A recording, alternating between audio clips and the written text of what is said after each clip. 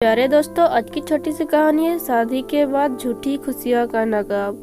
वानी छुट्टियों में अपने मायके आई हुई थी। वानी का ससुराल बहुत ही पढ़ा लिखा और खानदानी था।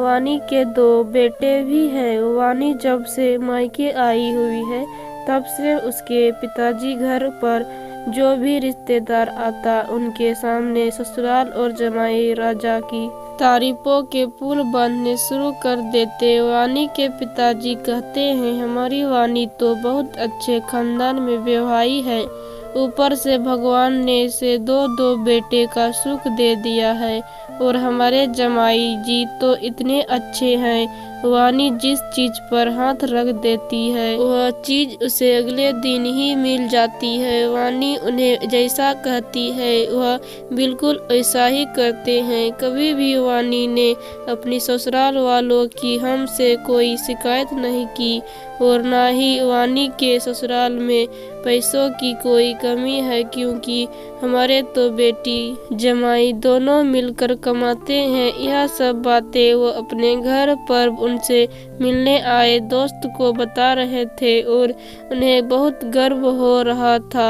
यह सब बताते हुए तब वानी के पापा के दोस्त ने कहा, सही कहा आपने भाई जी, आजकल समय में बेटी को इतना अच्छा घर मिलाना किस्मत की बात है। बेटी अगर ससुराल में खुश हो तो माता पिता तो गंगा नहा लेते हैं।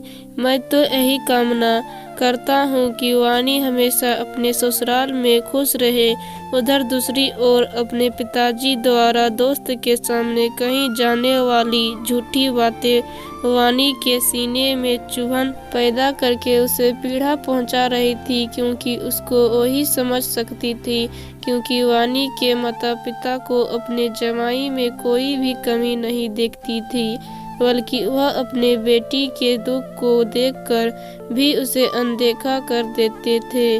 वानी ने कई बार अपने दुखों को उनके साथ बांटना चाहा, पर वानी के माता पिता का बस एक ही जवाब होता था, बेटा जमाई जी तेरे पति हैं, इतने बड़े घर से ताल्लुक रखते हैं, अगर थोड़ा बहुत तुम्हें कुछ कह भी दिया हो तो क्या हुआ, तुम नौकरी करती हो तो इसका मतलब यह तो नहीं कि तुम उनके साथ अपनी बराबरी करोगी। तुम एक औरत हो, इसीलिए तुम्हें अपने आदमी से डरना पड़ेगा।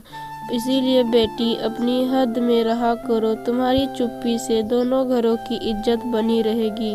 फिर तुम्हारी छोटे भाई के बारे में सोचो, तुम स्वार्थी नहीं हो सकती।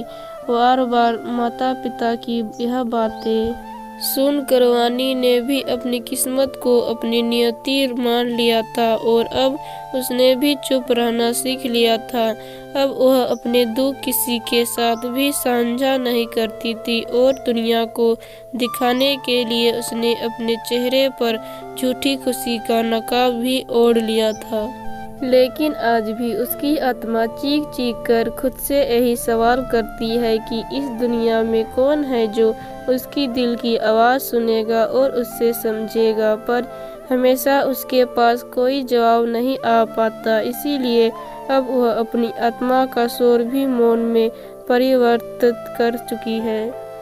दोस्तों, अगर हमारा कहानी अच्छा लगता है तो इस चैनल को सब्सक्राइब करें।